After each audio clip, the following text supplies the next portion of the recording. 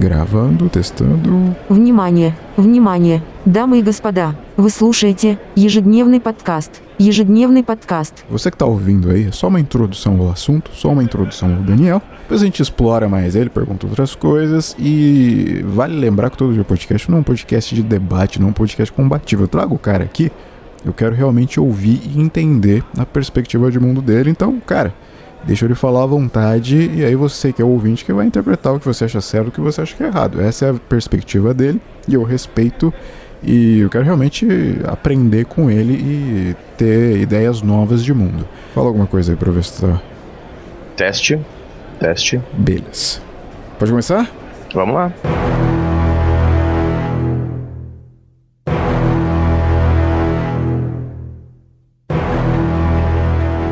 Olá, ouvinte do Todo Dia Podcast, tudo bem com você, meu caro ouvinte? Agora, cara, depois de 4 anos, depois de 4 longos anos, eu finalmente encontrei um comunista que vai participar do Todo Dia Podcast. Cara, esse é um momento histórico. Para você que está ouvindo isso agora, este é um momento histórico na história do Todo Dia Podcast. E hoje estamos aqui com o Daniel. É Daniel? Pode te chamar Daniel ou você quer usar um pseudônimo? Não, Daniel, tamo junto. Maravilha. Cara, eu descobri recentemente que existem 2 tipos de socialista comunista. Um é o progressista e o outro é a turminha do PCO, que geralmente quando eles postam alguma coisa no Twitter, todo mundo lê e fala, pô, esses caras tão certo, hein? Qual seria a sua galera, a sua turminha? Ah, cara, bom, primeiro, antes de qualquer coisa, um abraço aí pra você, bom conhecê-lo, tá? Embora a gente tenha se conhecido em circunstâncias um pouco controversas, eu gostei bastante aí da forma que a gente se aproximou, e um abraço para todo mundo que está ouvindo também. E espero que isso aqui seja uma conversa produtiva para quem conhece o tema, para quem não conhece o tema, se aprofunde, tente saber mais, para a gente ter um debate honesto sobre a coisa. Cara, historicamente existem comunistas que, na verdade, desde o começo, o comunismo a ideia do comunismo nasceu com um socialista utópico, um advogado francês chamado Etienne Cabet, lá no século XVIII. Então, essa ideia de associar diretamente o comunismo ao marxismo é algo que deve ser aprofundado para que não sobre muitas dúvidas, e principalmente criar certos maniqueísmos acerca da coisa. O PCO, assim como um outro partido que tem aqui no Brasil, são pequenas representações, mas são representações no geral. Vamos dizer assim, existe uma organicidade nesses grupos, né? Ou seja, pessoas que estão lá realmente estudando e se formando enquanto dentro da teoria, mas os caras têm um compromisso ideológico, né? Que, por exemplo, vai falar que tudo que você julga imperialismo, qualquer coisa que for contra um dito imperialismo, então tá valendo, eu vou abraçar e tal. Esse aí é o caso, me parece, do PCO, que abraça causas como, por exemplo, o Talibã, né, lá no Afeganistão e tal, que a meu ver é altamente controverso, é muito complicado um partido de esquerda ou qualquer agremiação de esquerda, tá, que não partidos também, abraçar causas ou posições como as do Talibã lá, né, que são altamente reacionários e teoricamente os talibãs matariam comunistas. Então é estranho que um partido comunista, um partido dito de esquerda mais radical ou de extrema esquerda, como alguém pode dizer, abraça essas posições, e isso parece que é um comprometimento teórico muito forte com algo que eu acho que carece de mais materialidade, assim, mais factualidade, mais profundidade. Isso é a minha posição. Eu discordo frontalmente de muitas posições do PCO, embora reconheça que existem pessoas bem intencionadas ali, né? Definitivamente eu não seria um cara do PCO, mesmo respeitando bastante e estando ao lado deles em qualquer situação contra alguém de direita ou de extrema direita. né? O PCO é um partido que tem bastante gente que estuda muito, mas fica muito preso na teoria pura, né? E a prática às vezes fica um pouco para trás, a meu ver. Entendi. Então como que você se definiria como comunista? Que tipo de comunista você é? Como eu te disse no começo, quando surge a ideia do comunismo, ele surge até com esse socialista, esse Etienne Cabet, que o Etienne Cabet, ele escreveu uma obra, inclusive, que é mais ou menos, se a gente fosse fazer uma comparação, mas para se ter algo como referência, do Utopia, do Thomas More, né, que seria o não lugar, né, um lugar idealizado, mas não realizável, né, digamos assim. Quem leu aí Utopia sabe do que eu estou falando, quem não, leia, porque é uma obra pequena e é interessante para que a gente entenda, aqui no caso, o Nascimento, a referência aqui do Etienne Cabet, e ele escreveu uma obra chamada Icarie, ou Le Carrier, que é em francês, que é Icária, que é como ele define um lugar, né, uma terra, que é uma terra que seria perfeita no sentido de vivência. Então, nesse sentido, o comunismo seria algo em que os homens seriam iguais, e aí um pouco referenciando também a um comunismo cristão, e aí a gente fala dos Atos dos Apóstolos, por exemplo, né? E nessa época, como surgiu essa ideia e depois ela foi contestada na questão da utopia, alguns grupos, né, em especial um grupo que teve inspiração num sujeito, um astrônomo holandês, o sujeito, todo mundo, se você procurar Pannekoek, aí que escreve P-A-N-N-E-K-O-E-K, é Pannekoek, mas Pannekoek, esse cara, ele bolou, ele criou, ele inspirou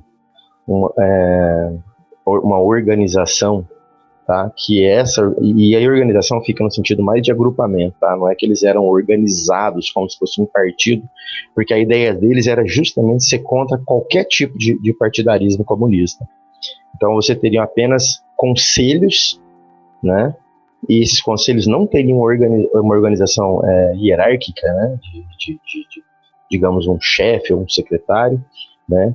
Então foi-se dado o nome para esses caras de comunistas de conselho, tá? Ou comunistas conselhistas, ou Rätekommunisten em alemão. Eu seria um cara próximo a isso, né? Como comunista não tenho uma ideia, porque acredito que algumas experiências que aconteceram do socialismo e do comunismo, e eu não estou dizendo que é por causa disso, mas eu acredito que isso tem influência, elas não obtiveram sucesso, muito por uma razão que daqui a pouco a gente vai falar, mas um pouco, né, ou em uma parte considerável, pelo problema e pela destruição ou pela subversão da ideia dentro do partido. Eu creio que os partidos, quando eles se deparam com a materialidade, né, ou com a realidade, né, palpável, eles acabaram por se perdendo nos personalismos em muitos casos, tá? E aí você dá mais importância a uma pessoa em si do que a materialidade que enseja o que aquela pessoa deveria praticar para que chegasse ao fim desejado ali. Uma coisa que eu achei interessante é que até o momento você não citou Karl Marx. Seria correto afirmar que ele não tem muito a ver com o comunismo raiz? Ou não sei? Não, ele tem, até porque o Karl Marx, eu acredito que seja aí esteja entre os grandes teóricos aí, e muito mais apropriados ou adaptados ou derivados das causas coletivistas do que por si, né? O Marx, ele fez uma análise bem profunda, e concorde-se ou não, talvez a melhor do capitalismo. Então o Marx, ele é um teórico do capitalismo. Às vezes existe um senso comum, e eu acho que é isso que a gente vai tentar melhorar um pouco aqui hoje, né? E talvez a gente vá conversar uma outra vez, e a gente pode se aprofundar mais com os comentários e os questionamentos que as pessoas porventura fizerem, e espero que façam, né? Para que eu possa elucidar dentro do meu pouco conhecimento que tem. O Marx ele é um teórico do capitalismo, ele se propôs a analisar o funcionamento do capitalismo, né? E isso de forma muito honesta, tá? Isso aqui não é uma defesa do Marx, tá? No sentido de, olha, o cara era um santo, não é isso, né? Aliás, um marxista jamais fará isso aí, porque a gente estaria fazendo uma personificação da coisa, e o próprio Marx era muito contra essa coisa da pessoa, né, da ideia, da crença, e isso aí é muito danoso para a ideia do próprio Karl Marx. E as pessoas foram, às vezes, como é meio que comum no ser humano, às vezes personificando muito e trazendo muito valor à pessoa do cara, esquecendo das postulações e a análise material que ele fez. Então ele fez essa análise do sistema capitalista, e ele, obviamente, para quem se preocupar em ler e tentar entender, ele não estava lá falando mal do capitalismo, né? Porque fazer crítica sobre algo não é aquela crítica no senso comum de sair falando mal da coisa. Mas o que ele fez foi a descrição de como funciona a coisa, né? Nas suas facetas mais materiais, no sentido de você tem condições que se apresentam de forma real, material para você, e como você lida com isso, né? Então ele faz uma análise do sistema capitalista em 3 volumes aí, os mais conhecidos, né? Ele edita, ele participa de fato do primeiro volume, depois os outros 2 volumes são escritos que ele tinha, porque ele era profícuo, ele era um cara que escrevia muito, e ele tinha um companheiro, né, de vida intelectual, que era o Friedrich Engels. E o Engels é que acaba publicando mais tarde. O Engels morre em 1895, e o Marx morre em 83, né? Então o Engels consegue fazer a publicação disso lá no futuro, e aí com a edição dele e de outros sociais-democratas alemães do final do século XIX. Então, primeiro, desmistificação que a gente tem que fazer. O Marx não é um teórico socialista, um teórico comunista. O Marx é um cara que fez uma análise do sistema capitalista. E dentro do sistema capitalista ele aponta contradições do sistema, da mesma forma que se ele fosse fazer uma análise do feudalismo, ele apontaria contradições, como teve autores que fizeram análise do mesmo formato que Marx fez do capitalismo, do feudalismo, né? E apontaram as contradições e tal. Então o Marx é um teórico do funcionamento do sistema capitalista, de como ele se desenrolaria sem fazer nenhum tipo de previsão, mas dado a materialidade que ele viveu ali quando ele começa a analisar o sistema. Em qual época, mais ou menos, ele fez essa crítica? Porque o que a gente sente hoje em dia, que a galera mais comunista, mais socialista, eles aplicam esses conceitos de, 100 anos atrás, nos dias de hoje, o que não é muito compatível. O que você pode comentar disso? O Marx, a gente está falando do Marx porque você chamou, né? Porque eu não falei, e é muito difícil você ser comunista e não ter alguma familiaridade e concordância com as ideias do cara, não no sentido, Wilton, de crença, tá? Como se o cara fosse um pastor, um padre, né, um guru, né? Isso aí, o que é um problema, tá? A gente não vai aqui dizer que não existe as pessoas que vê dessa forma, né? Na minha maneira de interpretar, isso é um problema, isso não é solução, né? Quando você começa a deificar uma pessoa, uma ideia por si, né? E essa ideia, ela é per se, ela é perfeita. Quando você começa o Olavo de Carvalhalizar uma pessoa, né? Exatamente. E obviamente que isso aí, eu acredito que, como a gente está falando aqui de política, né? À direita, né? Os pensamentos que estão à direita política, eles vieram perdendo muito, eu acho, por causa desse tipo de coisa, tá? E logicamente que eu não estou dizendo que a esquerda não acontece. Claro que a esquerda acontece também, mas a direita, quando você pega as pessoas e fala, olha, vamos citar um exemplo aí, Olavo tem razão, né?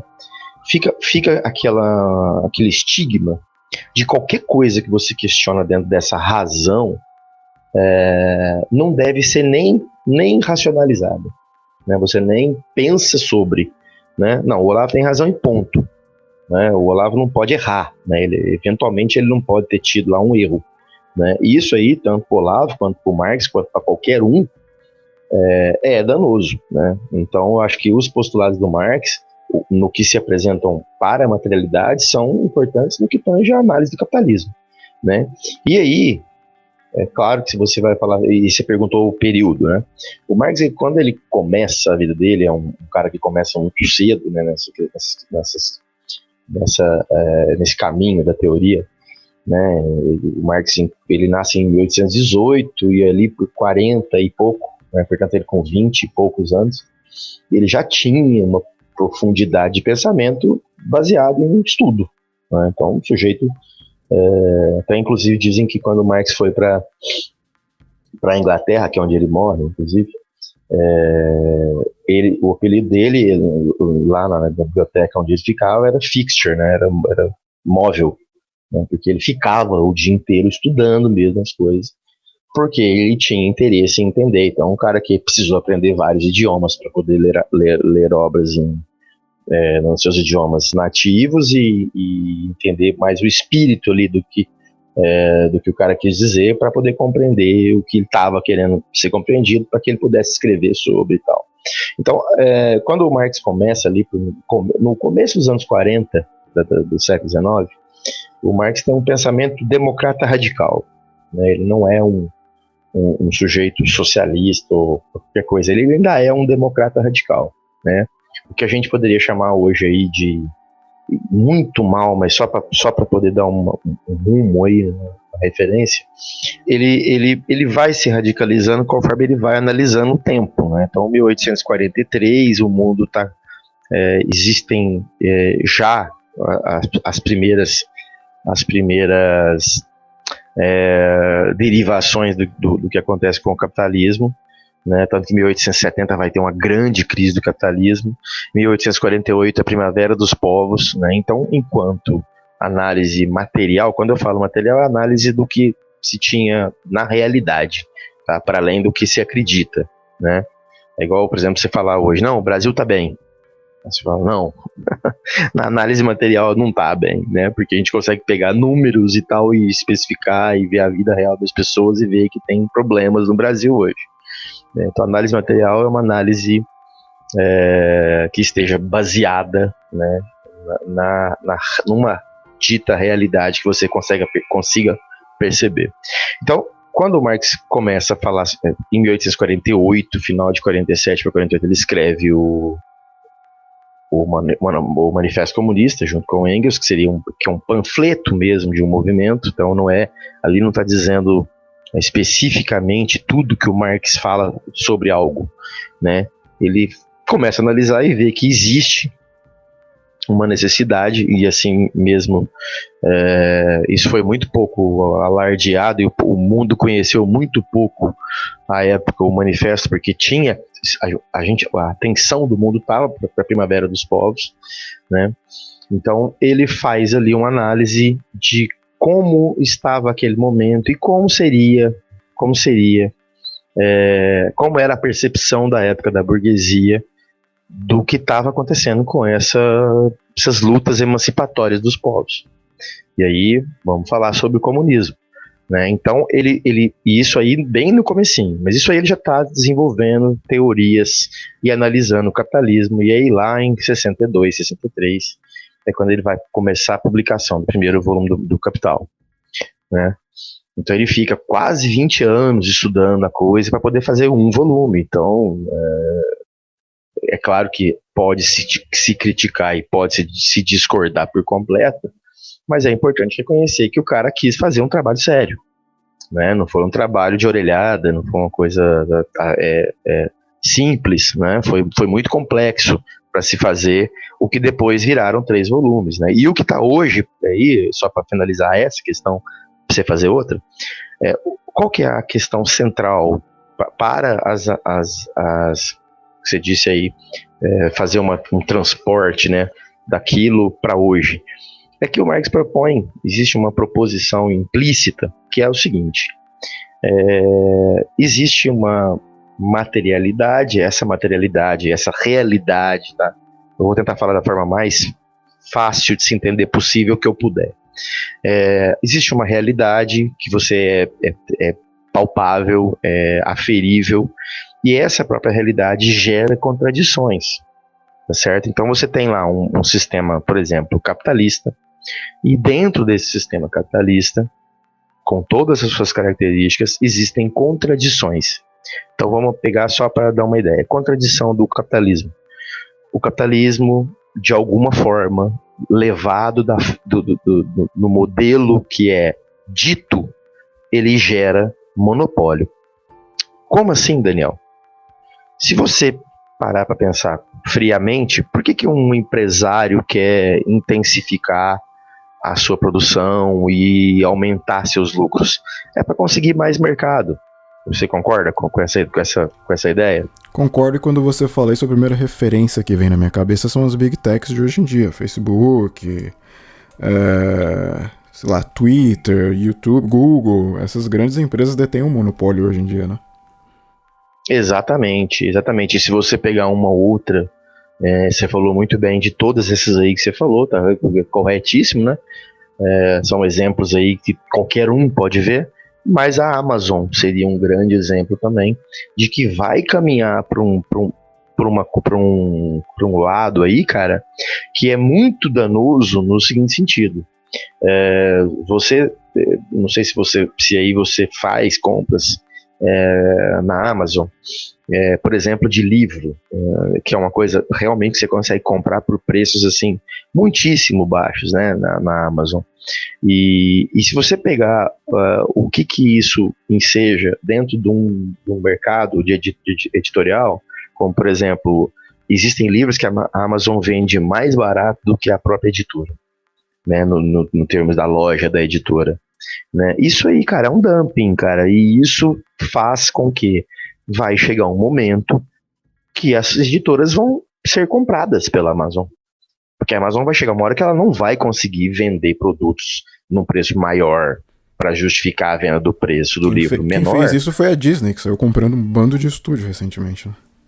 Exatamente. Então, isso seria uma contradição do capitalismo, que teoricamente seria algo para incluir pessoas no mercado e, na verdade, exclui elas do mercado, no sentido de você dar todo o poder econômico para uma pessoa ou um grupo em detrimento dos outros, né? Então, por exemplo, você nunca vê uma mercearia pequena do lado do Walmart, você nunca vai ver, porque o Walmart vai comer essa mercearia, né? Então essa é uma contradição, essa análise material que vai se desenrolar num terceiro passo. Então você tem a posição, que seria as coisas como são.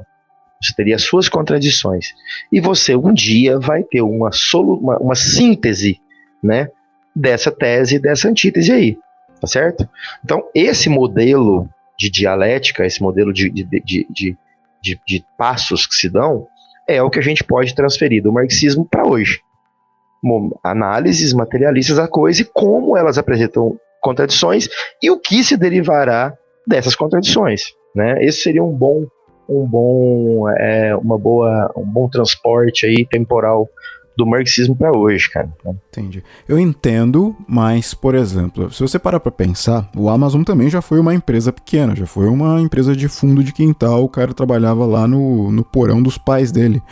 E depois que essa empresa virou a empresa gigante que é hoje e engole todo mundo. Mesma coisa a Disney, mesma coisa o Google, Apple, sei lá, Samsung. Essas empresas começaram pequenas e esse é o tipo de coisa que só o capitalismo permite, que é uma empresa pequena chegar ao porte de engolir todas as outras. Você não tem essa percepção? Sim, e aí é que tá na nossa percepção marxista, entende o seguinte: o dia que você tiver só a Amazon, você tem um domínio completo de mercado, e aí você vou dar um exemplo, agora eu não vou lembrar de detalhes exatamente, mas aquele caso que ficou muito, muito, muito evidente aí um tempo atrás, que foi aquela empresa americana, acho que eu esqueci o nome da empresa, que era de medicamento, e por causa do monopólio da marca de um determinado medicamento, o comprimido custava, me parece que $12, e começou a custar $700. E o cara, na maior cara de pau, Caramba. numa audiência no Senado, falou que se dane. Não sei se você lembra dessa situação, não acompanhei né? esse caso. Eu acho que era meu Deus, eu me lembro do nome, termina com, eu acho que variantes, vales, alguma coisa assim, cara. Depois eu posso procurar aqui no Google. Então, isso, o que acontece? É claro que a Amazon foi pequena lá. E ela, aconteceu o que aconteceu com ela, essa linha, essa curva ascendente dela que não para de ascender. Mas aí o que acontece? Quantas empresas não acontecerão por causa desse movimento? Então, assim, a gente vai pegar 10 empresas e vamos deixar todo mundo na mão dessas empresas. Aí a gente vai pagar o preço da telefonia que o cara quiser, porque a hora que você tiver um monopólio por completo, e o que está acontecendo? Né? Quanto mais o tempo passa, mais as empresas, as techs, e não só, mas qualquer ramo, digamos aí, que tenha que a sociedade precise daquele serviço ali, sempre está acontecendo o quê? A pessoa ou as pessoas que dominam aquele nicho de mercado ali vão trabalhar nas controladorias da coisa, né? Então, por exemplo, você pega um cara que faz parte do consórcio de teles para ser o gerente da Anatel. Você pega um cara do mercado financeiro para ser presidente do Banco Central. Então você começa a fazer o próprio Estado a trabalhar em prol do crescimento das empresas, não é? E da acumulação dessas empresas. Essas empresas vão acumular muito capital, obter muito poder econômico, e elas é que estão dando as regras para o próprio mercado. Então, quer dizer, vamos pegar o exemplo Petrobras. A gente segue um index internacional de petróleo, não é? Só que nós temos a estrutura física, né? A estrutura humana, a gente tem a estrutura tecnológica, né? de captação e de refino, né? Ou seja, a gente tem toda a cadeia produtiva de petróleo, mas a gente precisa responder a uma lógica de mercado, né? E aí empresa de capital aberto, e a gente, para manter essa estrutura de mercado, precisa pagar R$7 no litro de gasolina, né? Isso é uma contradição, e que a meu ver, irrefutável que isso trará problemas. Por que afinal de contas a gente tem que pagar um preço absurdo num produto para esse produto gerar royalty para acionistas que são um grupo ínfimo perto do número do montante geral de pessoas que consomem esse produto, né?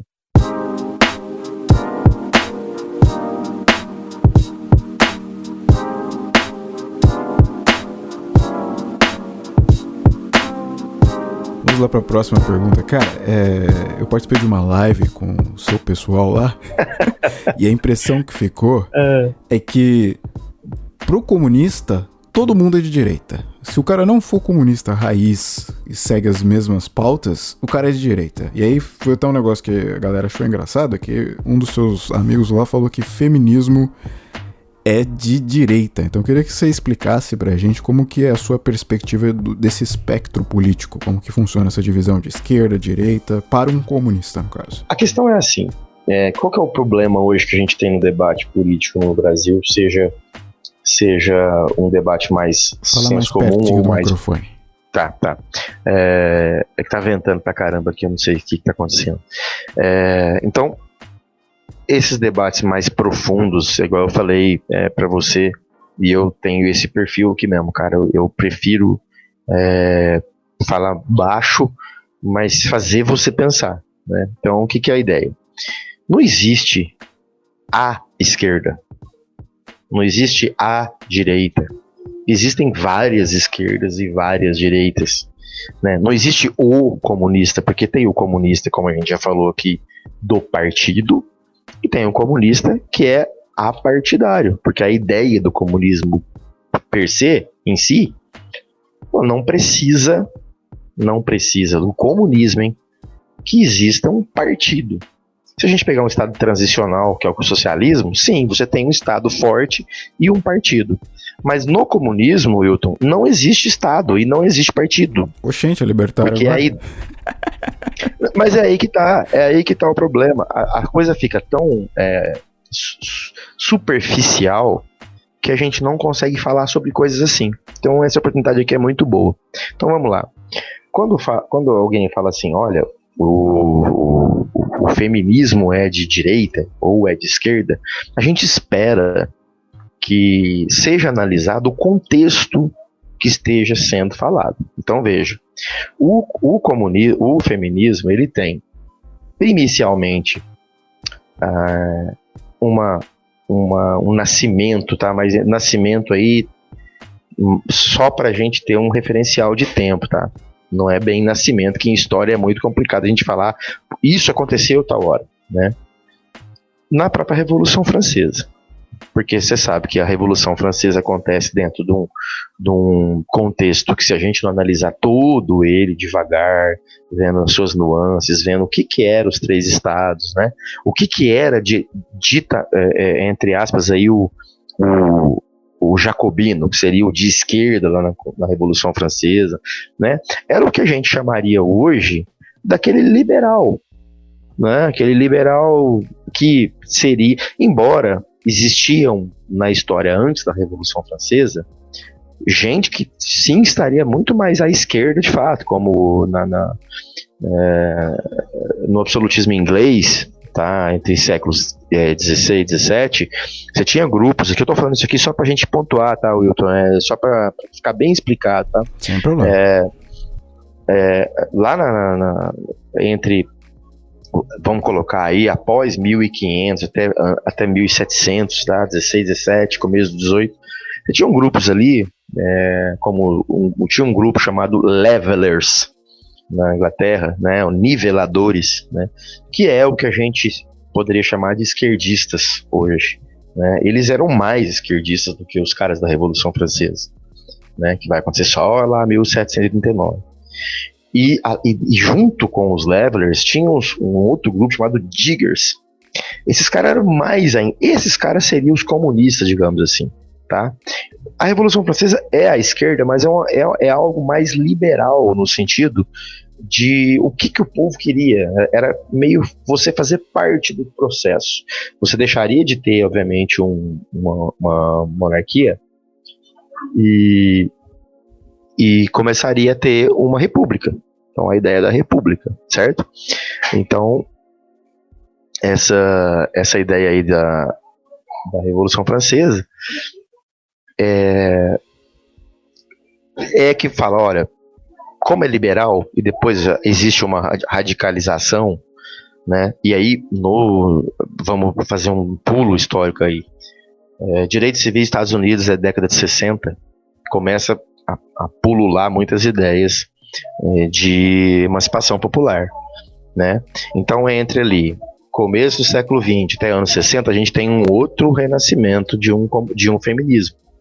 Dentro desse feminismo, a luta de classe, ela fica bem pormenorizada, as lutas de classe, tá? Seria aí burguesia, proletariado. Então, uma vez que ela sai da luta de classe, ela vira uma luta mais identitária. Ela vira uma luta mais de um grupo fechado, específico.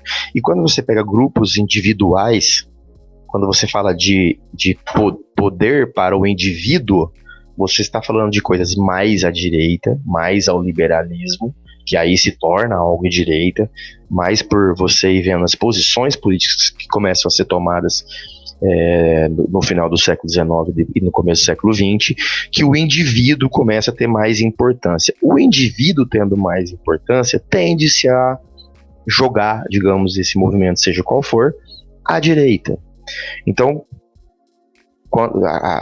o feminismo ele nasce por causa dos indivíduos mulheres, né, e não como a classe trabalhadora, tá certo? Mesmo que as mulheres obviamente eram trabalhadoras também, mas você começa a ter principalmente no começo do século XX e depois nos anos 60 nos Estados Unidos, uma intensificação da importância da mulher. E aí a gente está falando da mulher que cozinhava e lavava e tomava conta dos filhos e queria uma participação na sociedade capitalista, onde ela tivesse as mesmas condições que o homem capitalista.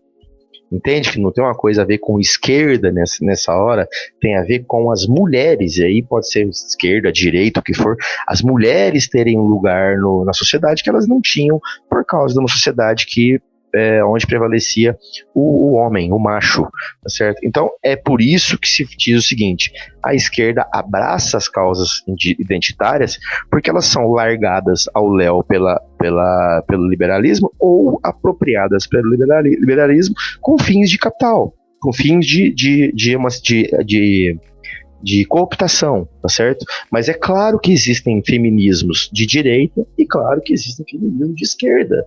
Certo? Se você pegar a Angela Davis, ela é uma feminista de esquerda. Você pegar a ministra Damares, é uma feminista de direita. Não, até inclusive tem uma feminista. Gente, deixa eu deixar bem claro isso aqui. Eu sou um homem e eu não tenho profundos estudos aí acerca de feminismo nos seus âmbitos mais específicos, certo? Então eu tô falando aqui algo que eu sei, mas algumas feministas americanas, e a gente sempre vai imaginar que o americano ele sempre está muito perto, né, dessa sociedade de consumo, capitalista e tal. Então mesmo o esquerdista americano, ele é muito distinto, tá, dos outros. Aí eu tô falando especificamente do americano. Tá? Os Estados Unidos tem a república ali nasce de uma forma muito valorizativa ao indivíduo, tá certo? Então mesmo às vezes um grupo muito feminista americano de esquerda ainda assim está muito mais perto do liberalismo. Para nós aqui no resto do Ocidente, tá? Para nós, quando eu falo, é para nós incluso Europa. A gente herda muito mais coisas culturais da Europa, da França, do que dos Estados Unidos, da Inglaterra. Você sabe disso, com certeza. Então, a fala lá foi o quê? Todo movimento identitário, até teve um rapaz lá no chat aquele dia, na live que você estava com a gente, que ele falou assim, que ele fez um comentário e ele fez uma confusão sobre identitarismo com comunismo. Não, me lembrei. Ele fez uma confusão com oprimido e opressor e identitário, né? Como se os termos de opressão, de opressor e oprimido fosse identitário. Não é não, né? A gente entende que para um comunista, o opressor, no caso, é o cara que aliena ele da força de trabalho, né? Na sua força de trabalho, que seria o capital. E o oprimido seria o trabalhador. Tudo que sair depois disso aí são derivações, são adaptações do termo. Para o socialista e comunista, a gente só entende que se o trabalhador é capaz de produzir tudo, de dar conta de todas as partes do processo produtivo, por que ele não dá por que ele não tem condições de dar vazão à distribuição do que ele produziu, né? É uma pergunta clássica. Se amanhã o dono da fábrica não for trabalhar, a fábrica funciona? Eu te digo que funciona. Mas se depois de amanhã nenhum trabalhador for trabalhar, a fábrica funciona? Não, ela não funciona. A ideia é mais ou menos essa, tá? Claro que alguém pode falar, não, mas o cara investe, não sei o que, tá certo. Mas estou querendo dizer que o trabalhador é o cara que produz, né? Então, por exemplo, vamos pôr uma coisa aqui clara. Alguém diz assim, né? Tem até uma pagininha bem idiota do YouTube, do Facebook, que é isso que eu luto contra, porque eu acho que as pessoas podem mais que isso, chama Socialista de iPhone, né? Famosíssima, né? Maravilhosa. Então, isso é como se o trabalhador, se o socialista ou comunista não pudesse consumir um produto. Mas peraí, cara, ele está inserido nessa sociedade, a gente está na sociedade capitalista, a gente não está suspenso no tempo e na história, e nem geograficamente, topograficamente, a gente não está vivendo num mundo à parte, a gente vive nesse mundo aqui, A gente tá inserido nessas condições materiais aqui, né? O capitalismo é para todos. Ele é para quem gosta dele e para quem não gosta dele. Ele é para quem acha que ele é maravilhoso e é para quem acha que ele tem problemas que são insolúveis, né? Para um marxista comunista na linha marxista, o capitalismo é incontrolável, mas não é por isso que ele vai passar fome, né? Até porque, quando o cara do Socialista de iPhone faz aquela piadinha lá que é muito engraçada, é ele que, pela lógica dele, é ele que então não poderia, porque a tecnologia de satélite que deu ensejo ao telefone celular é soviética. Então ferrou, né? A primeira nave humana que pousou em outro planeta era soviética, né? O primeiro homem que saiu do planeta Terra, que olhou lá de fora, era soviético. Então, sim, tem alguma coisa. E aí, Daniel, então é uma maravilha. Não, não é uma maravilha. Tem vários problemas, aconteceram muitos problemas, tá certo? Internos e externos dentro do. E aí eu estou sendo específico aqui com a União Soviética, né? Com talvez a experiência que mais deu pano para manga para a gente explicar os malfeitos dela e os bem-feitos, todo mundo esqueceu, né? Então é função nossa criticar o problema e apontar pelo menos o que houve de solução e de positivo ali, tá? E sem essa de criar um Éden ali, né?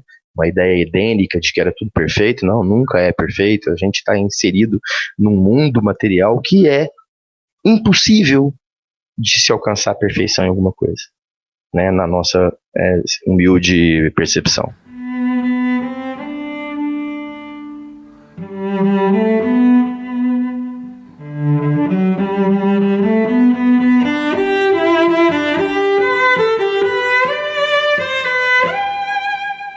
Que quando se fala de comunismo, socialismo, a principal pergunta é: onde foi que o comunismo e o socialismo funcionou? Pois essa pergunta é uma pergunta clássica, né? Mas ela geralmente ela é feita. Não estou dizendo que é seu caso aqui, porque você está só fazendo uma replicação do questionamento. Tô, né? Só te dando linha, só. Isso, você não disse assim, ó, eu acho isso, né? Você está fazendo uma questão, as perguntas. Então vamos lá.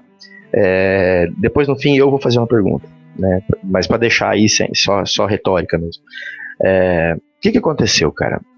A gente teve algumas experiências de um socialismo que, como eu te falei, o socialismo ele é um estado transitório, né? Ele não é, um estado final, ele não é uma forma acabada, né? Ele seria porque a ideia é assim, ó, o Marx ele nunca usou o termo destruir o capitalismo, né? Se algum momento tá o termo destruir o capitalismo ou o capitalista, ninguém tá falando para ir lá e matar todos os capitalistas. Você vai destruir a categoria capitalista, entendeu? Quando eu mato o capitalista, não é o cara capitalista, e sim o cara que exerce. Você sabe que tem uma galera que interpretou isso errado e acha que tem que matar o capitalista, né? Você sabe disso, né? Por quê? O que o capitalista fez? Ele matou, entendeu? E aí ia ser muito inocente achar que se você vai me matar, eu não posso me defender te matando também. É inocente e oportunista isso, né? Porque peraí, se você quer me matar e eu posso te matar antes, porque eu não farei, né? Se você tem família e você tá querendo defender a sua família e pra isso você tem que me matar, eu também tenho que te matar, pô. É meio natural isso aí, né? Tá aí as guerras pra não deixar a gente mentir, né? Sozinho aqui, né? Ou não tá certo isso. Não, vocês são desarmamentistas, vocês têm que dar flores. Outro problema, outra má interpretação. Olha que legal. Como é que os violentões da internet, da esquerda, comunistões, comedores de criancinha, quer desarmamento? Isso aí é uma contradição que é vocês que devem explicar aí de direita. Mas vamos lá. O não dá certo. A União Soviética, que foi a que deu a primeira experiência, primeiro no século XX, com a Revolução de 17, né? A gente está falando de um país gigantesco, né? A Rússia é uma coisa enorme, você sabe disso, gelo pra caramba, é um país feudal, digamos assim, né? um campesinato muito simples e muito dado àquela coisa lá do século XIII, tá certo? E quando você tem aqui o povo vendo aquela série de coisas ali, como inclusive todo o poderio inglês, que é o grande império da história da humanidade, né? Vários czares e toda a corte czarista ali, eles tinham parentes, primos, irmãos ingleses, né? Então não tem nem um pouquinho de dó, né? Só você ver o que a Inglaterra fez com a Índia, por exemplo, o que fez com a grande fome da Irlanda de 1845, né? Que até hoje, a Irlanda tem um problema de demografia por causa dessa grande fome causada pela burguesia inglesa. Então a União Soviética, nascida ali naquele período, ela tenta criar um modelo de sociedade que logicamente que apresentou problemas, mas que existia essa regra. Olha, você tem um grupo de pessoas que organizam a coisa, mas você não tem donos de fábrica. Então você tem um tempo enorme para que se mude um processo. Veja bem, o capitalismo, a gente vai determinar um tempo aí, e aí pode-se ter um pouquinho a mais, um pouquinho a menos, dependendo das interpretações que pode se dar, mas nunca mais que 400 anos, tá? Vamos pôr aí 1600, que ele começa, tá? Esse modelo que vai dar depois das navegações, a Revolução Industrial e tudo mais, né? O capitalismo é que cria a Revolução Industrial. E é o capitalismo que cria o Estado, né? Porque o Estado precisa... Por que é falado isso? Porque é ele que precisa garantir a propriedade privada. Se você não tiver se você não tem um sistema, uma estrutura que te dá a segurança da propriedade privada, você não tem propriedade privada, porque afinal de contas eu vou lá tomar ela de você, né? E alguém vai tomar de mim, alguém do outro, e assim vai, e assim a gente nunca vai andar na história do mundo. Então o Estado é uma criação do capital. E o próprio Marx, o que é uma viagem completa de quem não sabe disso, porque poderia saber que isso é elementar, o Marx aponta que o Estado é apenas um escritório de gerenciamento dos negócios da burguesia. Marx fala isso lá na página 3 do Manifesto Comunista. Creio que muitos libertários concordam com isso, né? E, obviamente, por isso mesmo é que, reconhecendo as mazelas do Estado enquanto posse do capital, né, como diria aí do nosso Ciro Gomes, aí do baronato, né, como se fosse uma instituição do baronato, ele não deu certo porque ele tinha contradições e houve ali, vamos pegar 21, 22, 23, quando o Lenin morre em 24, aí você já tem uma grande observação internacional, não é? Então, por exemplo, a Alemanha, que poderia ser um grande polo de fortalecimento do campo socialista, a Alemanha tinha acabado de perder ali em 18, 19 a Primeira Guerra Mundial, nasce a República de Weimar, é uma miséria completa ali, e um reacionarismo nascente ali na Alemanha dá ensejo ao DAP, que depois vira o NSDAP do Hitler, né? O reacionarismo toma conta, um monte de comunistas socialistas são mortos na Alemanha, a Rússia, a União Soviética, fica sozinha, com todo o poderio midiático,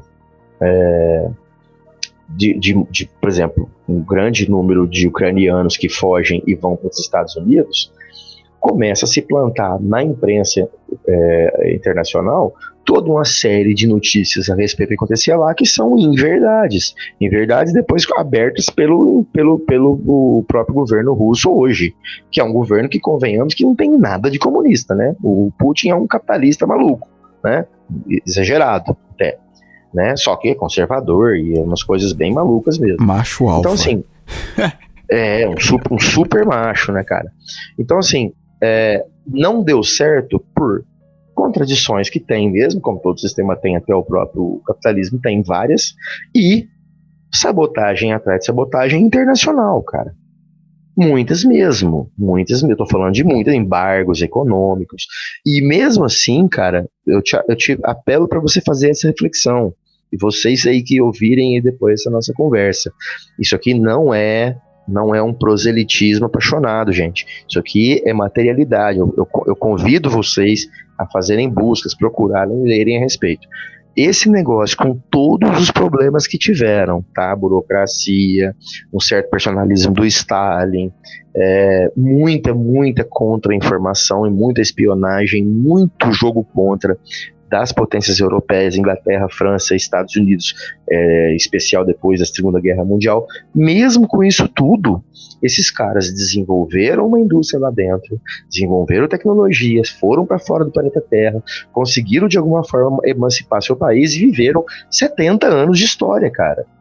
Então, assim, ele não deu certo, mas não teve muita ajuda para que não desse certo. A Alemanha, por exemplo, pós-guerra, que é dividida, ela é dividida para não dar certo. E quando eles dividem a Alemanha, vou te dar um exemplo pontual. Quando eles dividem a Alemanha em duas, a parte oriental foi escolhida para ser a parte oriental porque era a parte mais pobre mesmo. O próprio Stalin, ele fala, não vamos dividir desse jeito, vamos manter uma coisa só. O Ocidente fala, não, peraí, vamos sim. Pra quê? Pra você largar um lugar que já era precarizado, pra dar errado, e aí você faz todo tipo de manobra para que a coisa dê mais errado ainda do que poderia dar, e obviamente o que vai sobrar é um lado ocidental que funciona, cara. Então eu tô dizendo que o cara era bonzinho e o outro era ruim. Não, cara. É que foi se feito todo um movimento internacional para não dar certo, e mesmo assim ainda conseguiu se dar certo até pelo menos aí 1975, aí 1978, quando acontece aquela guerra do Afeganistão que dura 10 anos, e aí realmente ali a União Soviética começa a ter uma derrocada econômica e que se dá no seu fim lá em 1991. Mas veja, o comunismo não deu certo em lugar nenhum porque o comunismo nunca aconteceu, tá? Porque o comunismo ele é essencialmente, tá? Por essência, por definição, internacionalista. Ele só acontece se acontecer no mundo inteiro. Creio em Deus Padre. Justamente por essa ideia ser muito estigmatizada, cara, é que a gente pensa assim, ó, o trabalhador brasileiro, se ele conseguir se emancipar, tá? O que é emancipar?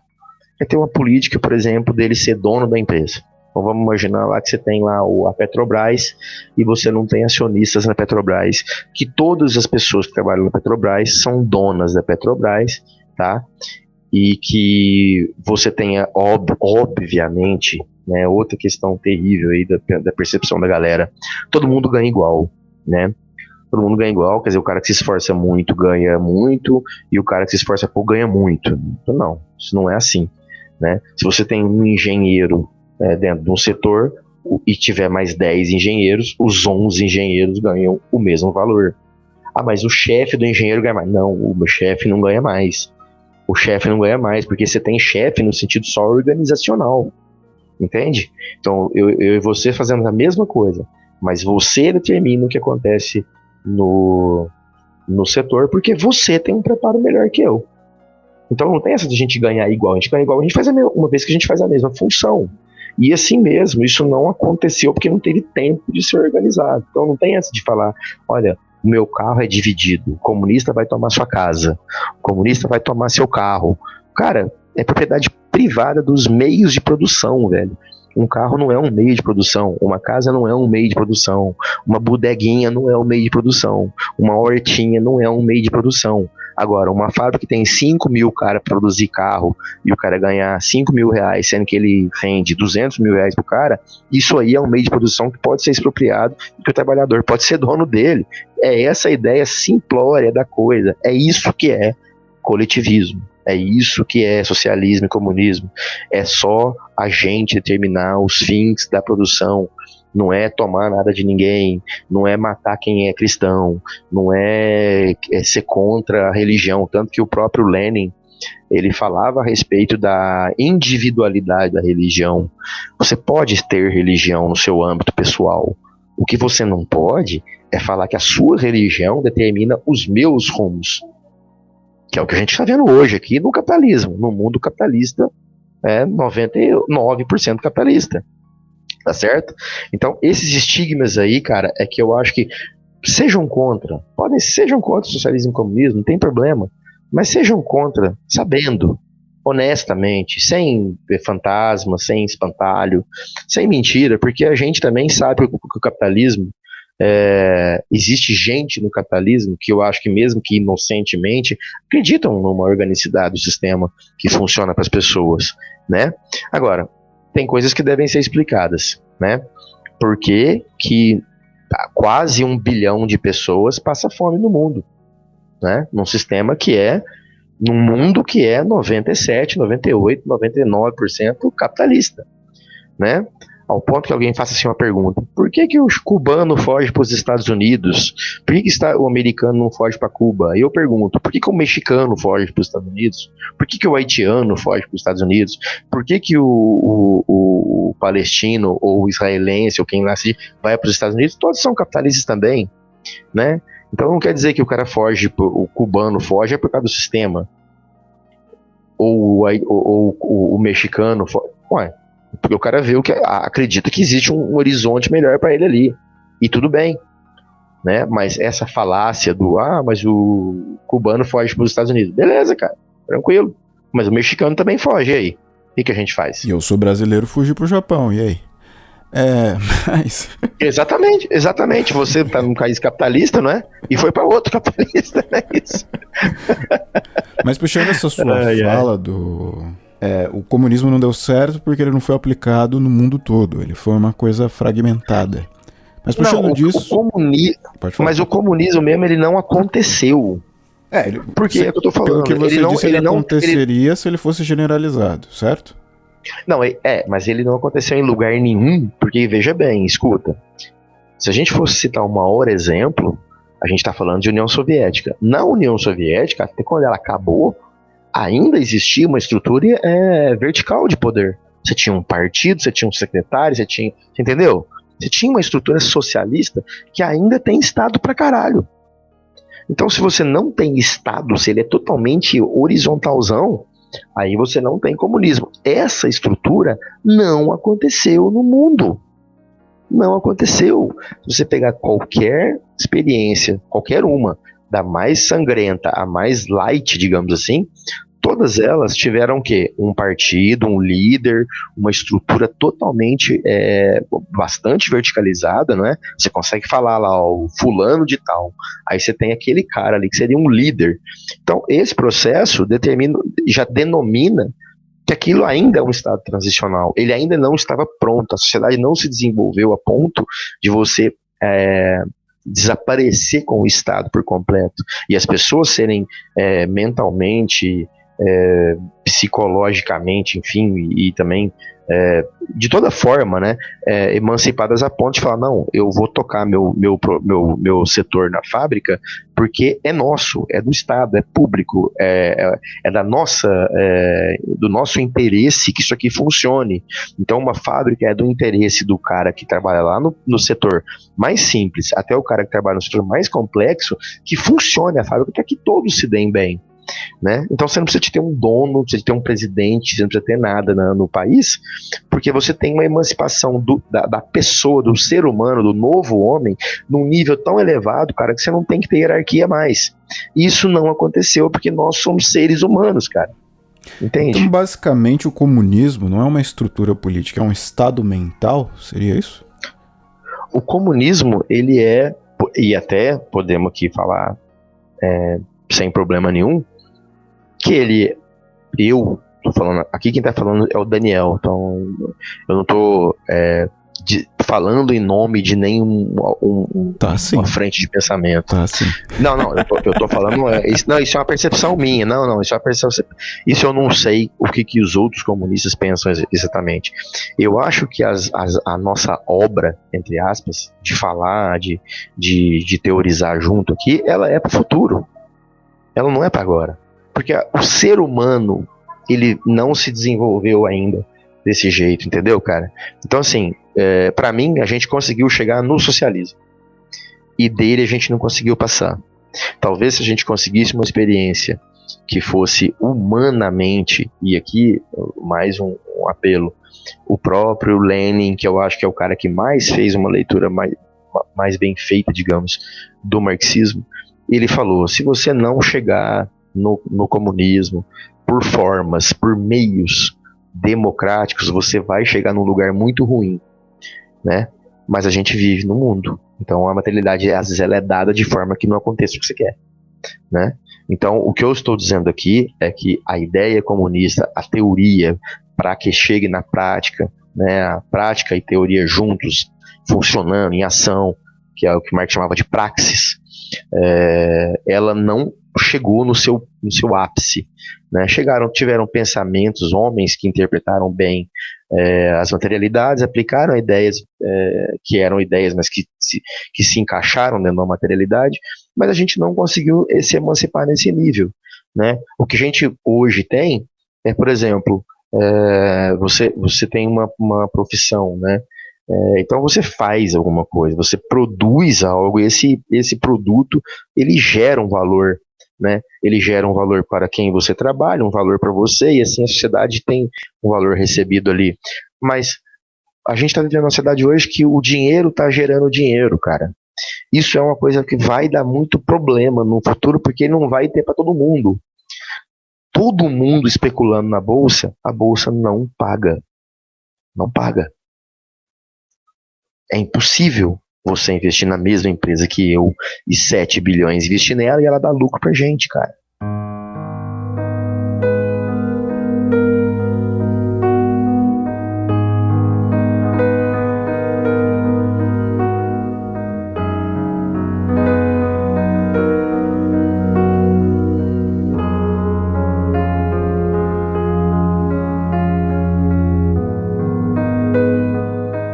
Cara, vou citar agora um grande pensador do século XXI, cara genial. O nome dele é PC Siqueira, ele disse que o comunismo matou foi pouco. O que você pode comentar? Quando se diz isso, do comunismo matar, primeiro que isso é uma generalização meio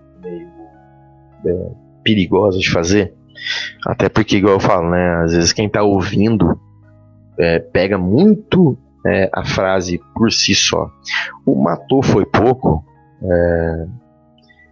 Primeiro tem que ver em que contexto que ele falou isso. O fato é que é o seguinte: Segunda Guerra Mundial, os Estados Unidos matou pouco. Estou falando dos Estados Unidos, não estou falando aliados, tá? Aliados, tá? Estados Unidos, Inglaterra, França e União Soviética. Você acha que eles mataram pouco? Você acha que poderia ter matado mais nazista? Eu acho que poderia. A gente não deve ser muito purista em questões de guerra. Se você tá numa guerra, Wilton, você tá lá pra matar, cara. Então eu não entendo. Eu acho que quando a gente fala que o comunismo matou pouco, foi porque dentro de situações que ela poderia acabar com o seu inimigo, ela fez. Não, acho que o contexto assim, dessa frase seria que o comunismo matou foi pouco de pessoas pertencentes a esse sistema, é o que dizem. A ele próprio? Isso, por exemplo, só o Mao Tse Tung. Calma, tinha me desado. Pode falar. Só o Mao Tse Tung dizem que matou mais de 70 milhões de pessoas. Aí eu quero sua opinião acerca desse tipo de assunto. O grande problema disso daí, cara, é o seguinte: as pessoas esquecem de combinar com a Rússia, né? É igual aquela história do Garrincha, né? Não, o Brasil perdeu, mas a gente queria jogar bem, mas a gente não combinou com o adversário, né?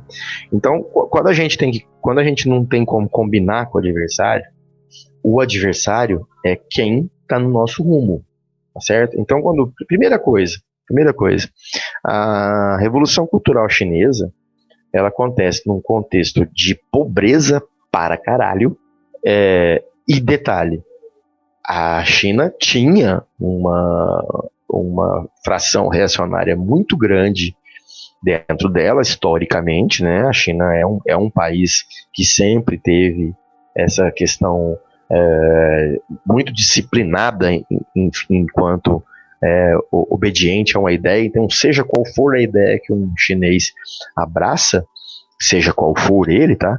Ele vai ser muito disciplinado naquilo. Então, quando você faz um movimento e que muitas pessoas estão a favor e muitas pessoas estão contra, você tem que estar do lado das que estão a favor. Isso aí seja quem quer que esteja envolvido naquilo. Quando a gente fala em números, é muito complicado falar número, porque não existe nada oficial no sentido de, a não ser que você fala para mim que o maior inimigo do chinês falar vale, sem que ele sequer tenha ido lá. Da mesma forma que se alguém chegar e falar, por exemplo, que os Estados Unidos matou 1 milhão de palestinos, você não tem como saber. Você vai ter que se apegar ao que te falam. Por exemplo, a gente escuta falar muito de refugiado na Europa, não é isso? Ó, tem um monte de refugiado indo para a Europa, né? Mas ninguém fala dos refugiados que não vão para a Europa, que fica lá no Oriente Médio mesmo, e que fode mais ainda a situação do que com o europeu. Mas aí coitadifica, entre aspas, o europeu, né? E a mesma coisa que a China. Ó, morreu 10 milhões na China, beleza, cara, mas quantos deixaram de morrer depois por causa da Revolução? Quem é a China hoje? A China, ela tem uma tradição milenar e de influência, inclusive, confucionista, tanto à direita quanto à esquerda, que se você tem uma ideia, você tem que ser obediente à ideia. Então, esses números aí, igual diz que o Stalin matou, tem até uma loteria aí, antigamente tinha até um bolão que falava isso, era a bolão do Stalin, né? Que ainda mais, né? Um matou 10 milhões, o outro não, matou 80, não, matou 120. O fato é que você não tem números oficiais e oficiais nem dos caras, que aí fica meio óbvio, né? O cara às vezes não vai falar quantos que ele matou, né? Mas você não tem aferição internacional sobre a coisa depois, credível. Então, por exemplo, eu acredito pelos artigos que eu li, pelos arquivos que eu li, e se a gente depois for fazer uma live, como a gente tinha falado, a gente pode trazer realmente links com artigos e tal, para o pessoal, se quiser ler, que teve gente... Sim, ó, vamos lá. O Mao matou gente dentro da China pra caramba, que estavam alinhados a uma certa burguesia na China que estava cagando pro povão e tinha matado muita gente. O Stalin matou gente sim, cara. Inclusive o Stalin matou comunistas. E aqui quem tá falando é um comunista que tá com o brochezinho ali do partido. Um abraço, Trotsky. Certo? Deus abençoe. Não, mas ele não matou só o Trotsky, não, cara. Ele matou um monte de gente. Amigo dele, pessoal. Sim.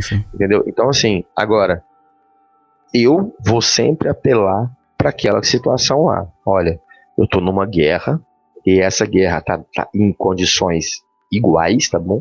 Então, por exemplo, eu tenho um livro que chama O Grande Jogo. Até eu já mostrei esse livro várias vezes porque eu gosto de ler e reler esse livro aí, tá? Porque eu tenho algumas críticas, ou bastante críticas ao Stalin, né? Eu acredito que existiu o stalinismo de fato, né? Que foi uma coisa contraproducente para a revolução, na minha opinião, embora reconheça que tem muita coisa positiva que o Stalin fez também, tá? Mas sou um crítico de Stalin, tá?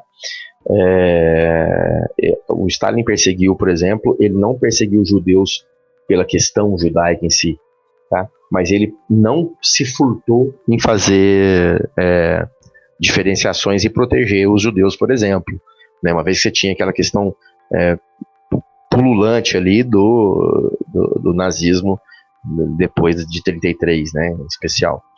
Então, acho que tem muita coisa que pode ser questionada, mas uma dica: procurem no Google assim, ó, o que foi a fome de 21, o que foi a ação internacional dentro da União Soviética, todas as ações imperialistas que tiveram para podar, para embargar a União Soviética de forma completa, tá bom? E eu tô falando de União Soviética, eu tô falando não só da Rússia, mas de todos os países que compunham a União Soviética. Olha como é que a imprensa internacional, principalmente a imprensa americana, tá certo? Tinha um sujeito chamado, meu Deus do céu, William Hearst. Esse cara, ele era um magnata da imprensa americana, e ele recebe um monte de ucranianos que tinham fugido da Ucrânia na época, um pouco antes dos expurgos, quando a União Soviética começa a trabalhar nas expropriações e nas coletivizações das propriedades, que esses caras começam a jogar ideias de massacre do regime contra pessoas que simplesmente não aconteceram. Só que a imprensa americana é a imprensa americana já aí, a gente está falando aqui, de 1935. Os Estados Unidos já é um país que está, inclusive, está quebrado lá na época, né? Mas a gente já está em funcionamento ali, o New Deal, o Roosevelt já está trabalhando, os Estados Unidos vai chegar no fim da Segunda Guerra como a grande potência do mundo, né? Então, tinha um peso muito grande a imprensa internacional, encabeçada pelos Estados Unidos. Então, muitas histórias que o mundo conhece hoje, como o tal dos 100 milhões, 110 milhões, entendeu?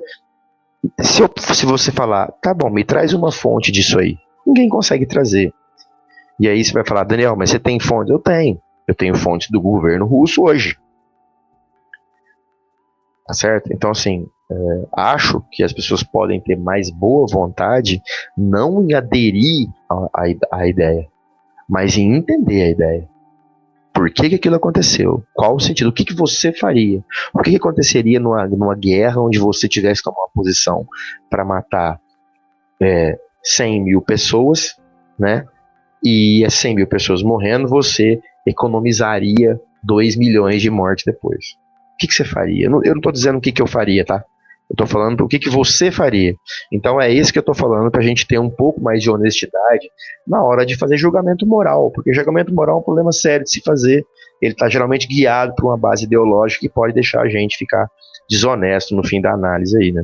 Cara, vou te ofender agora. Ofenda. Mas eu consigo pegar todo o discurso que você fez agora, por exemplo, colocar ele na boca de um nazista. Sim, mas eu posso fazer isso com um capitalista também. Sim, qualquer um. Eu posso colocar esse mesmo discurso na boca de qualquer um. Sim, a única diferença é que a gente não tem 99% de judeus no mundo e não tem 99% de capitalistas bem-sucedidos no mundo.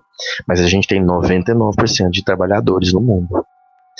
Então, esse discurso do socialismo e do comunismo, ele está em nome do trabalhador, tá? E aí o trabalhador como única categoria, tá? Porque se a gente tiver um mundo de trabalhadores, a gente não tem um mundo de proprietários que exploram trabalhadores. Então, a minha resposta é essa. O nazista queria fazer o quê? Olha, eu vou matar 1 milhão aqui. Não, cara. Eu vou matar todo mundo. O nazista vai matar todo mundo, porque o nazista não pode ter lá no meio dele preto, não pode ter cigano, não pode ter judeu, não pode ter quem não tem um biotipo determinado. Você não pode ter um artista bolchevique, você não pode ter um artista expressionista, você só pode ter artista futurista. Então você tem toda uma sociedade para ser questionada pelo nazismo. O comunismo é só a propriedade privada que está sendo questionada. Só ela. A gente não está falando aqui porque você pode ser preto comunista, japonês comunista, chinês comunista, baiano comunista, paulista comunista, mas você não pode ser isso aí nazista. Se você for, você vai ser ridicularizado por quem é.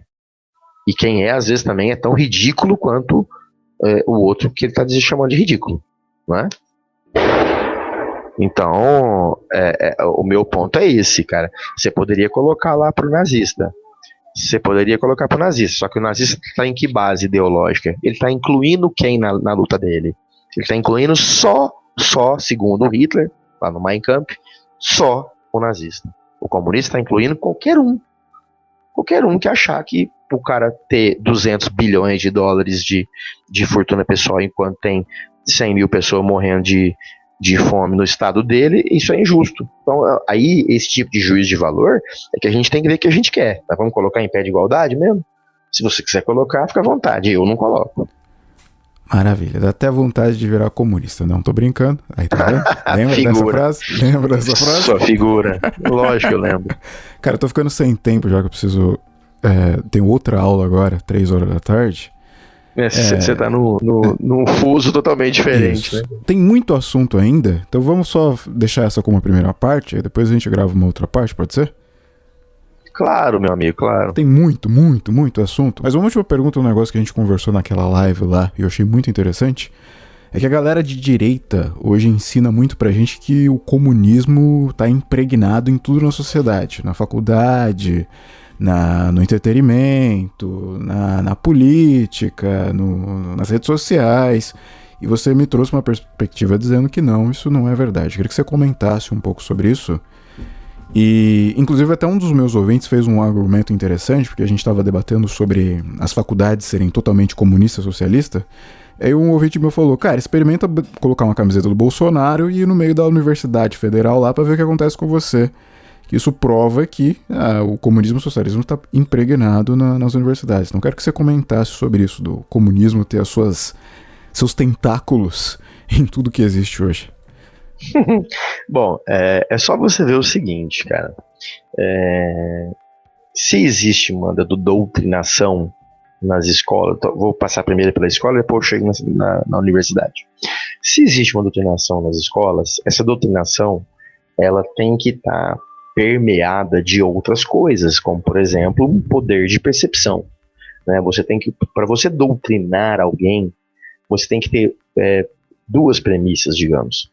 Ou essa pessoa tem que ser um completo vaso, tá? Ele é um vaso que você vai colocar a tua terra, você vai colocar a tua semente, você vai adubar da maneira que você quer e você vai fazer crescer ali uma planta que te atende.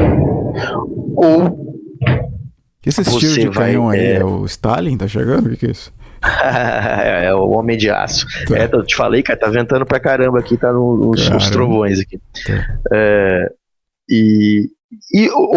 Ou essa pessoa tem que ter um preparo anterior para que ela entenda o que eu tô dizendo e aí ela possa assimilar. Cara, a gente tem um problema de cognição gigantesco do elementar nos meninos hoje. É muito triste você ver, e aqui é uma crítica ao nosso sistema, à nossa educação, e me parece que ela não está só no Brasil, tem muitos outros países com esse tipo de problema também, que principalmente a tecnologia, cara, ela é um fator de alienação maior ainda. Então os meninos não estão tendo capacidade de assimilar, cara, entendeu? Como é que você pode doutrinar alguém com algo tão complexo desse nível que a gente falou aqui, e olha que a gente falou aqui o bem raso da coisa, como é que você consegue colocar isso na cabeça de um menino de segundo ano, primeiro ano, de terceiro ano, de ensino médio, de sexto ano? É impossível, cara. É impossível porque você não tem uma base educacional, e aí lá do primeiro ano, então, que vá construindo esse tipo de coisa, e é uma coisa que a sociedade brasileira deveria discutir junto para fazer, e não ficar colocando, olha, o comunismo ali, não sei o quê. Então, na escola é isso. Na universidade, como a pessoa que vai à universidade, ela vai com já um preparo intelectual maior, porque primeiro ele já quis chegar lá, né? Então ele se preparou mais e tal. Então dentro das universidades, no corpo discente, e aí eu tô falando dos alunos, óbvio, você tem, obviamente, grupos de esquerda, óbvio que tem, é impossível você falar que não existe grupos ou nichos dentro de universidades. E você tem, sim, muitos grupos que estão à esquerda.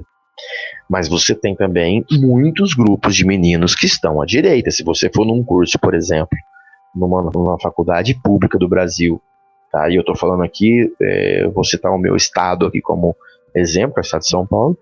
Se você for na universidade pública num curso de relações internacionais, cara, você vai ver 90% de meninos de direita, tá? Ou liberais de direita, mais ali centristas e tal, não extremados e tudo mais, mas com toda uma ideia de empreendedorismo, de mercado, de coisas que são realmente boas ideias enquanto no papel, mas que enquanto realizadas são desastres completos, porque o mercado está aí provando pra gente que ele não funciona, certo?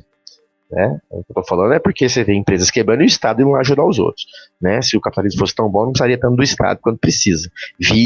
Assistam filmes, por exemplo, como aquele Inside Job, por exemplo, vocês vão ver o que eu tô falando aqui em relação ao Estado ficar fazendo banco não quebrar e dane-se o povo, né? Então, dentro da universidade você tem esse pensamento.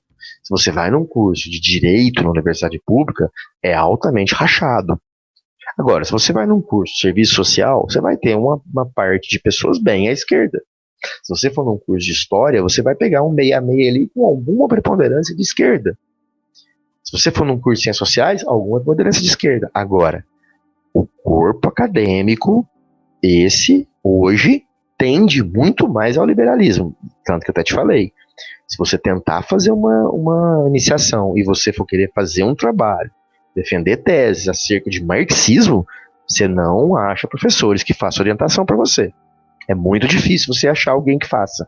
Por quê? Porque o cara quer produção que traga para ele alguma coisa. E marxismo não traz nada para ninguém no sentido acadêmico, pro professor.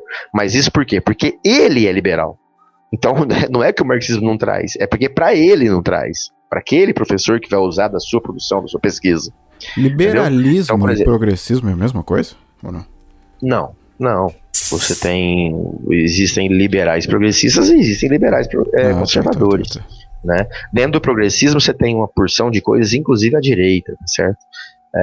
Existe uma direita progressista, né? Que seria um liberalismo progressista aí, né? Que eu acho que tem bastante problema, mas é muito diferente de um conservador ou de um reacionário ou de um neocon aí, como é dito hoje, né? Que é o liberal, que é muito mais conservador em si, né? Que é heranças culturais aí americanas ali dos anos 70, com Milton Friedman e o nascimento da escola novo clássico, que é o que predomina, digamos, hoje aí nas ideias de economia no mundo, né? Que estão trazendo o mundo para um desastre, não tenha dúvida disso. Todo mundo está aí, as quebras do capital de 2008 nos Estados Unidos mostram isso pra gente claramente, né, cara? Então eu acho que essa ideia de que tudo tá lá, não. Alunos de esquerda são uma coisa.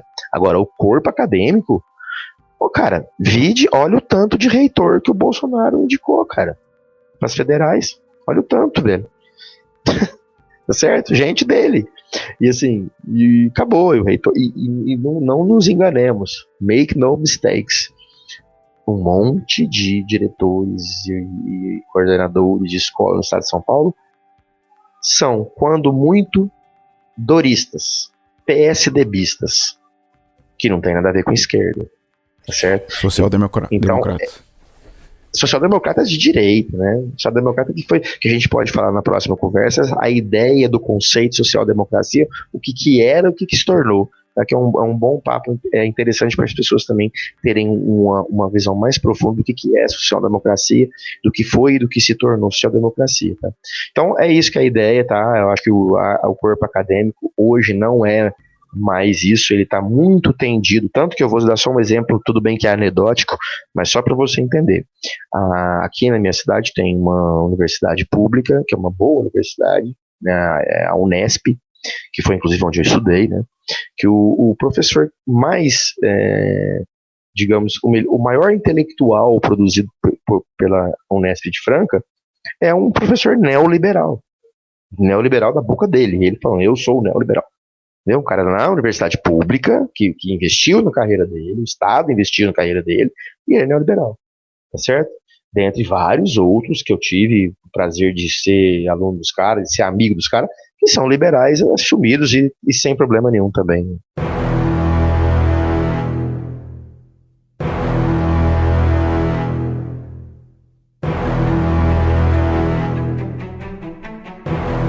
Maravilha. Meu cara, eu preciso encerrar agora. Falta muito assunto. A gente precisa falar de Bolsonaro ainda, a gente precisa falar das eleições do ano que vem, a gente precisa falar de... Estamos à disposição. Feminismo, precisamos falar de um monte de coisa. Sim. Sim. Libertarianismo também. E ANCAPs também é outro assunto que eu gosto bastante, a gente precisa falar disso. Oi? O que eu puder colaborar aí, estou à disposição, cara. Maravilha. Então fica para uma próxima parte. Deixa seu recado final pra galera. E se você quiser fazer seu marketing pessoal e pra galera que gostou, quiser te procurar também. Bom, eu agradeço, né, cara? Eu acho que é importante, para além das diferenças aí de posições políticas, eu acho que é importante a gente trocar uma ideia, né? Eu me dispus a vir aqui, como você também foi lá e tal, para que eu pudesse colocar algo que estava obscuro aí para você e para alguém que de repente tenha alguma dúvida no que eu falei, não me tenha como um cara aqui que vim trazer a verdade, né? Eu vim aqui trazer a boa nova, não é a minha ideia. A minha intenção é dividir conhecimento, compartilhar o conhecimento, adquirir, construir ele. Então, alguma coisa que eu falei aqui, ficou dúvida, não é verdade? Você acha que eu exagerei, ou que eu falei em alguma coisa, ou que eu menti em alguma coisa? Procure na internet, façam pesquisas mais profundas, não façam procuras segmentadas ou sectárias, né, no sentido de vou procurar aonde eu me sinto mais confortável para procurar, porque possivelmente você vai ter uma opinião controversa. Procure muitas fontes, mais de uma fonte inclusive ideológica sobre a coisa, né, e tente ser o máximo possível honesto na percepção do que foi falado, né, porque eu não estou aqui realmente, eu acredito tanto no que eu estou falando enquanto o melhor para a sociedade e para o ser humano, que eu acho que eu não preciso mentir, nem dourar pílula e nem perfumar nada, né? Mas a minha ideia era só passar um pouquinho para quem não sabe, para quem sabe tá valendo, para quem discorda, comenta aí, né? Quem não é inscrito, se inscreva aqui no canal do Wilton, no podcast, esse formato aqui é muito legal. Eu comecei um canal em 2018, no finalzinho de 2018, comecei no comecinho, bem no comecinho dele, fazer muita coisa, eu gravei acho que uns 100 vídeos, a gente falando de coisas em geral, assim, tem umas coisas muito, muito idiotas, mas alguma outra coisinha de conteúdo, e o canal tá até hoje aberto, tá? Mas ele, como eu falei, vocês vão ver que os conteúdos são muito poucos hoje, e mais lives falando com gente. Então conversei com muitos professores lá, os amigos também, né? O canal chama Barba Dialética, tá? Então depois se quiser colocar aí, se você quiser, deixa eu ver, eu não consigo comentar aqui, mas se você depois quiser colocar aí, é Barba Dialética, tá certo? O nome do canal. Descrição. E assim, vamos construir conhecimento e, mais importante, vocês precisam saber mais profundamente sobre o que vocês criticam. O que vocês já sabem. Agora, o que vocês não sabem, não façam críticas vazias e acompanhando as críticas dos outros também, que às vezes não estão lá muito bem embasadas, entendeu? Eu vou estar aqui mais vezes, então espero que eu possa contribuir e aprender mais aí. Wilton, um abraço e valeu pela moral aí, cara.